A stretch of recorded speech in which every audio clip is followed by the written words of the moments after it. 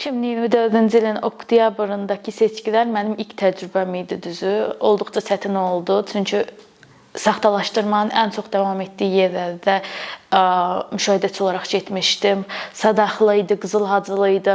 Məsələn, bir məntəqədə bizə qarşı şəxsi təzyiqlər var idi ki, yekə qızsan, burada nə gəzirsən, nə edirsən, qız başına niyə gəlibsən buraya, bizim işimizi pozursan burada.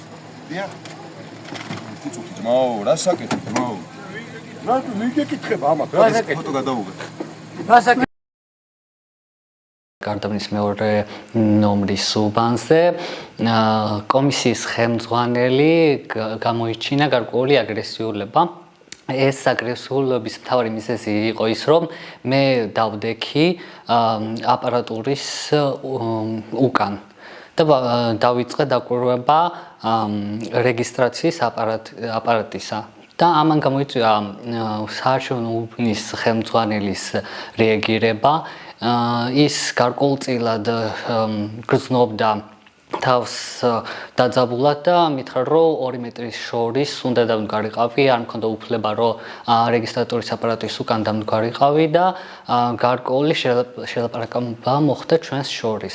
Marneun linçantlarından birindeydim və seçici günü mən olduğum məntəqədə bir neçə qanun pozuntuları baş verdi. Onlardan bir neçəsini sadalamaq istəyirəm. Deməli, seçici kabinesinə bir neçə nəfər şəxsin eyni vaxtda birdən girməsi oldu. Marneulis უბნებში სადაც უარესი სიტუაცია დამხდა, მართალი რომ გითხრათ, ერთ-ერთ უბანში იყო ძალიან ბევრი ადამიანი, როგორც ამომრჩეველი, ისე არა უფლებამოსილი პირები. უბანში დაშვება ხდებოდა მარკირების წესების არ დაცვით და გარკვეული ხალხმრავლობა იგრძნებოდა. ამაზე გარკვეული შემოქმედი, მიუხედავად ამისა, მაინც გრძელდებოდა მარკირების არასათანადოდ შემოწმება.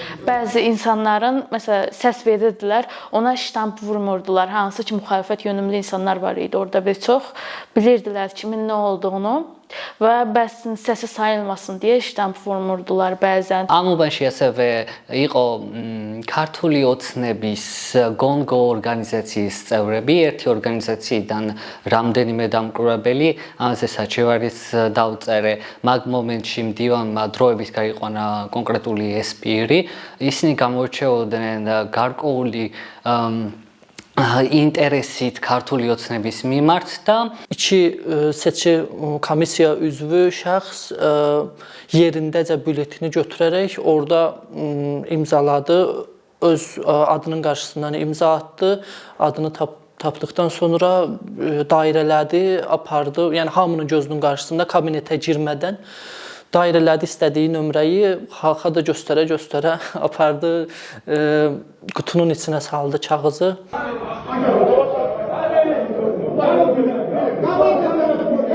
ადამიანები ამომრჩეველს დაყვებოდნენ უბნის გარედან მთელი პროცესის განმავლობაში, სანამ ისინი დაატოვებდნენ უბნს. Məktəb müəllimləri biri gəlirdi, deyirdi ki, səs verəcəm, amma şəxsiyyət vəsiqəm yoxdur. Şəxsiyyət vəsiqən olmasa da olar deyirdi. Şəxsiyyət vəsiqəsini göstərmədən normal qeydiyyatdan keçirirdi, sonra həmin insan səs verirdi. რამდენიმე ცესკოს თანამშრომელი ცდილობდა, რომ ეს ეგრეთ წოდებული თავი ჩაეყო კონკრეტულ საარჩევნო ყუთში და მიეთითებინა ესა თუ ის ამ კანდიდატურას შემოეხაზა.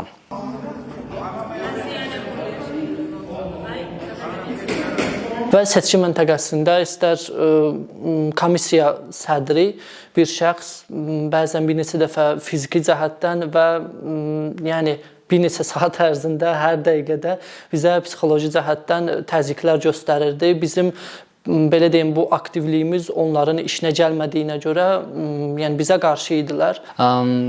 ამავე უბანში ადგილი ჰქონდა ფიზიკურ ძალადობასაც დამკვირვებლების მიმართ. ჩვენ ვიყავით 4 დამკვირვებელი, როდესაც შევამჩნიეთ CSKO-ს თანამშრომლის მიერ ამომრჩევლის ხმის მისცემის პროცედურაში ჩარევა, რაზეც უკმაყოფილება გამოვაქვთ და საჩევრის დაწერას ვაპირებდით, რა დროსაც მოხდა ძალადობის ფაქტი, გამოვიგრძახეთ პოლიცია, 3 ადამიანმა დარეკა პოლიციის სამსახურს, მაგრამ სამწუხაროდ ადგილზე არ გამოცხადებულა პოლიციის თანამშრომლები.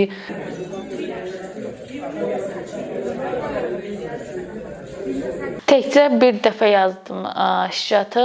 O da böyük ehtimalla sonrasında heç nəzərə də almadılar, cırftulladılar. რეგისტრატორებთან შევამჩნიე, რომ ბიულეტენები იყო მომზადებული, გახეული, ბეჭედ დასმული და ხელმოწერილი მთელი დასტა. Amazə გარკვეული გაფრთხილება და საჩივარის დაუწერე. Partiya üzvləri, partiyada işləyən bəzi şəxslər seçki prosesi vaxtı məntəqənin önündə insanlara ya hədə-qorxu gəlirlər, ya pul paylayırlar, ya nələrlənsə onları yola gətirməyə çalışırlar. Belə bir şeylər olmamasını diləyərəm. Və ondan əlavə də yəni heç bir saxtakarlığın olmaması, ən azından əgər saxtakarlıq olmasa daha demokratik, daha şəffaf seçkilər keçirilər. მკვლევრის ინფორმაციით მარნეულის 22 საარჩევნო ოლქის მე-12 საარჩევნო უბანზე დროის გარკვეულ მონაკვეთში ზედაპირი არ იყო დაფარული და სხვა დამკვირვებლების მიერ ჩემთვის შეტყობინებული იქნა, რომ ამავე უბანში დილის განმავლობაში ადგილი ჰქონდა მრავალი რაოდენობის biyuletenin sertoluğuz çakves paktabi. Tek seçkilerin değil de sistemin değişmesi, bize bakış açısının değişmesi gerekti bunun için.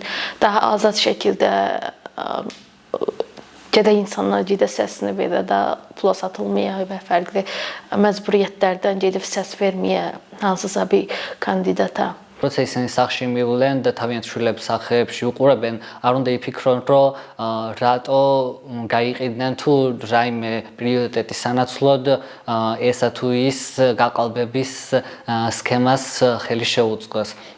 ჩვენ უნდა დავამახსოვროთ, რომ მომავალი ჩვენი შვილებისაა და მათი კეთილდღეობისთვის ყოველთვის სწორი ნაბიჯები უნდა გადავადგათ.